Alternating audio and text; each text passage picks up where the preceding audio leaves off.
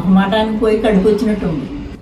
ఏదో మొహమాటం కేకెత్తున్నాడు కదా, ఇల్లు వచ్చింది, కడుపు వచ్చింది. అదంతా అప్పుడండి. ఇప్పుడు నేను మారిపోయానండి.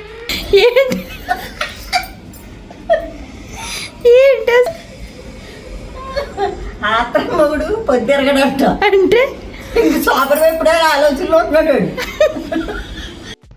అంటే అన్నాడు కానీ ఆ ఊహ ఎంత బాగుందో. ఏదో సందర్భంలో మా మనవరాలు అడిగిందని ఏయో కొన్ని జ్ఞాపకించుకుని చెప్పుకుంటాను. అపార్థం చేసుకోకండి అమ్మ. ఈ పూర్వం నుంచి వాడుక పదాలు అంటే పని కట్టుకుని చెప్పి ఏం కాదు, సమయస్ఫూర్తిగా దాన్ని బట్టి వచ్చే ఆన్సర్లు.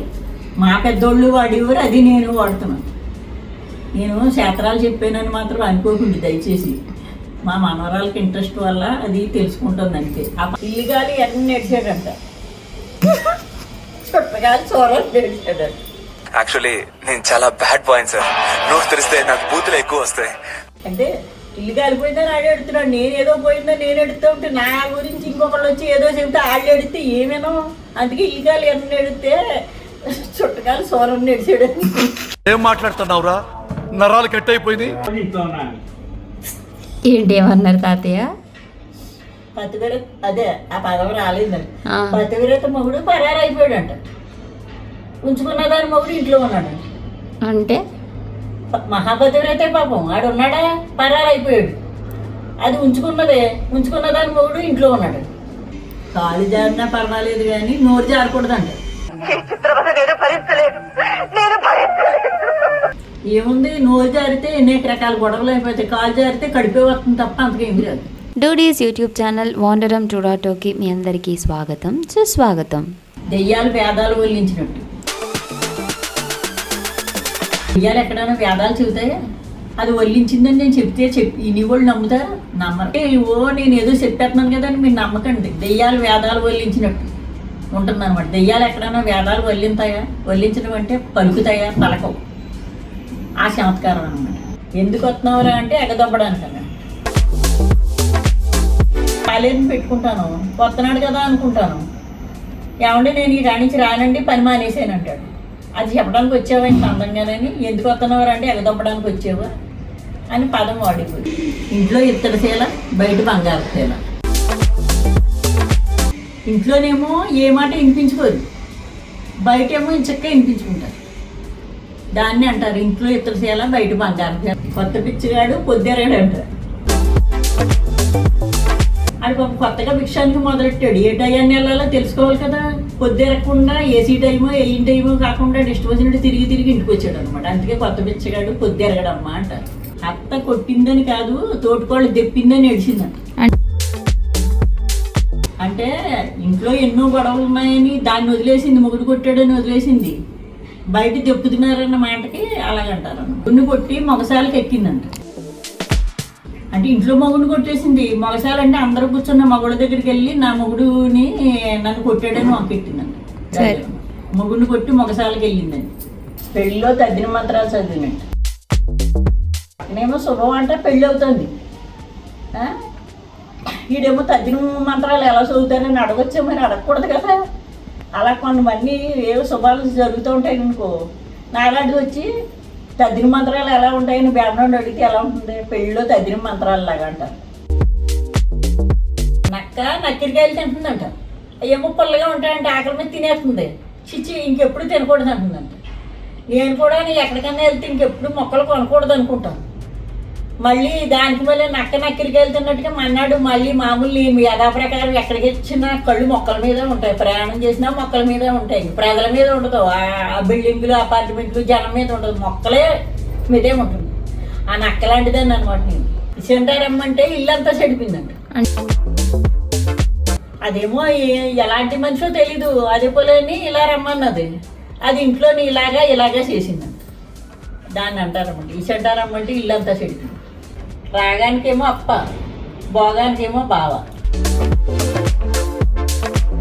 అక్క రాగాలు బాగా ఆడుతుంది కదా అనుకుంటే బావేమో భోగ వేషాలు బాగా వేస్తాడు. అంటే నేను చెప్పను. రాగానికి అప్ప, యాసానికి బావ అంటారు, భోగానికి బావ అంటారు. ఏడ్సిబోడి కంట్లో ఏలెట్టుకున్నట్టు ఉంది. ఆడేమో ఏడుతున్నాడు, ఊరుకోబెట్టాలి కదా. అది గంటలో ఏలెడితే ఏం చేస్తాడు, ఇంకా ఏడుస్తాడు కదా. కాకి పిల్ల కాకి ముద్దు. నన్ను చూస్తారే, మరి ఎవరి పిల్ల అడిగే ముద్దు. ఎప్పుడంటారు ఇలాంటివి? అదే అంటారు, ఒక అందమైన పిల్లని చూసారనుకో, ఒక అందంగా పిల్లని చూస్తే అది ముద్దెట్టుకుని ప్రేమగా పెంచుతుంది, ఇది ముద్దెట్టుకుని ప్రేమగా పెంచుతుంది. నా అలాంటిది అవుతుంది. కాకి పిల్ల కాకి ముద్దాను. ఏంటిదంట, ఉయ్యాల్లో పిల్లోని నెట్టి ఊరంతా తిరిగిందంట. ఉయ్యాల్లో పిల్లోడిని మర్చిపోయింది, ఊరంతా తిరిగింది. నేను ఈ పెనాడావుళ్ళ వయసు బీజీలో ఏం చేస్తానంటే కళ్ళజోడు ఎట్టుకెళ్ళి ఫ్రిడ్జ్లో పెడతాను. గది అంతా నెతుక్కుంటా. రిమోట్ కూడా 2-3 సార్లు ఫ్రిడ్జ్లో పెట్టేసాను, డబ్బులు పెట్టేశాను. ఇల్లు అంతా ఒక రాత్రి అంతా నిద్ర లేదు, ఎత్తుకుంటే మన్నాడు ఫ్రిడ్జ్లో ఉంది. ఆడి తప్పరాదు, పనికి బొంకరాదు. అంటే ఆడిన మాట ఏమో తప్పకూడదు. పని చేసేటప్పుడు నేను చెయ్యనని బొంకకూడదు, చేసి కూడా చేయలేదని బొంకకూడదు, చేయకుండా చేసేనని బొంకకూడదు. నీ నోట్లో నా ఏలెడతాను, నా కంట్లో నువ్వు ఏలెట్టు అన్నాడంట. ఇద్దరికీ చెడ్డే కదా అది. ఏ చెప్పినా ఒకటే కదా, ఎందుకు ఆ మాట అలా మాట్లాడతాం. కంట్లో ఏలెడితే కన్ను పోతుంది, నోట్లో ఏలెడితేనే ఏలు కొరికేస్తాం. 2 ఏళ్ళేయి. ఎతకపోయిన తీగి కాలికే తగిలింది. ఏదో ఎదుగుతున్నాం, ఆ తీగి కాలికే తగిలి ఉంది.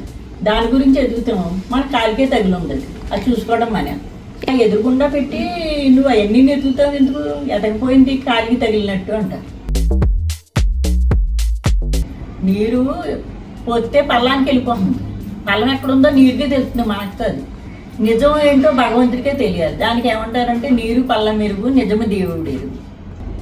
నోరు అప్పాల పండు, చెయ్యి బలుసాగు. అంటే నోరేమో మాట్లాడేటప్పుడు ఎంతో అందంగా మాట్లాడతాను. అప్పాల పండు పెట్టుకుంటే నోట్లో ఎంత తీగ ఉంటుందో అంత అలా మాట్లాడతాను. చేతుడు పెట్టేటప్పుడు మాత్రం పెట్టను. బలుసాకు ఎందుకంటే బలుసాకు నిండా ముళ్ళు ఉంటాయి అన్నమాట. అందుకని నోరు అప్పాల పండు, చెయ్యి బలుసాకు అంటారు. ఇంట్లో ఈగల మూత, బయట పల్లకి మూత. ఇంట్లోనేమో ఈగలు మోగుతూ ఉంటాయి, అది సౌండే. బయటకు వెళ్ళి మాట్లాడదాం అనుకుంటే ఇదేమో పల్లకి మూత. ఇంట్లో ఈగల మూత, బయట పల్లకి మూత అంటారు. కలిమిలేములు కావడి కుండలు.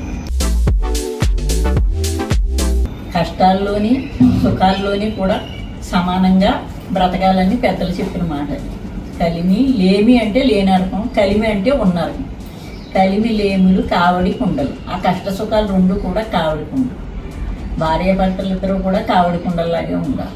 కష్ట సుఖాలు కూడా కలిమి లేములు సమానంగా ఉండాలన్నమాట. కష్టం వచ్చినప్పుడు సుఖం వచ్చింది. చెవిటోడు చెవిలో శంఖ మూదినట్లు. మా మనవడోనే ఎంత చెప్పినా నాకు ఒక్కోసారి వినిపించదు. ఏది ప్రాబ్లం వాళ్ళు కైమంటాడు. చెవిటోడు చెవిలో ఇంక శంఖ పూర్తి ఏమి వినిపిస్తుందా? వినిపించదు. వంగనది మానేవి వంగుతుందా? వంగదు. పిల్లలు చిన్నప్పుడు చెప్పినట్టుగా మలుసుకోకపోతే పెద్ద ఎదిగిన తర్వాత చెప్పిన మాట వినరు అని చిన్నప్పటి నుంచి అన్ని మంచిగా చెప్పాలని దాన్ని అంటారు. పట్టువదలను విక్రమార్కుల్లో పట్టుకున్నా చెప్పమని ఎన్నిసార్లు బేతాళుడు శవాన్ని తీసుకెళ్ళి విక్రమార్కుడు ఎన్నిసార్లు వెళ్ళినా అది వెళ్ళి చెట్టు మీద కూర్చుంటుందంట. అది మళ్ళీ తెస్తా ఉంటాడు. అది చెట్టు మీదే కూర్చుంటున్నాడు, మళ్ళీ తెస్తా ఉంటాడు. దాన్ని అంటారనమాట. ఎన్నిసార్లు అదే చెప్పండి ఇదే చెప్పండి అంటే పట్టువదలని విక్రమార్కుల్లో పట్టుకున్నావు ఏంటి అంటారు. చెప్పేదంతా ఒకటి, చేసేది ఒకటి.